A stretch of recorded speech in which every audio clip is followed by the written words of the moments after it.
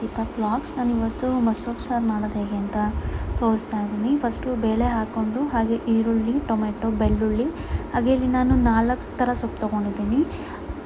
ಸಬ್ಬಕ್ಕಿ, ಚಕೋತ, ಪಾಲಕ್ ಹಾಗೆ ಮೆಂತ್ಯ ಸೊಪ್ಪು ತೊಗೊಂಡಿದ್ದೀನಿ. ಮೆಂತ್ಯ ಸೊಪ್ಪು ಹಾಕ್ಕೊಂಡು 4 ಮೆಣಸಿನ್ಕಾಯಿ ಸೇರಿಸ್ಕೊಂಡು ಸ್ವಲ್ಪ ಅರಿಶಿನ ಹಾಕಿ ಕುಕ್ಕರ್ ಲಿಡ್ ಹಾಕಿ 4 ವಿಷಲ್ ಬಿಟ್ಕೋಬೇಕು. ಸೊ ಚೆನ್ನಾಗಿ ಬೆಂದಾದಮೇಲೆ ಅದನ್ನು ಹೀಗೆ ಬಸ್ಕೋಬೇಕು ಚೆನ್ನಾಗಿ ನುಣ್ಣಕ್ಕೆ.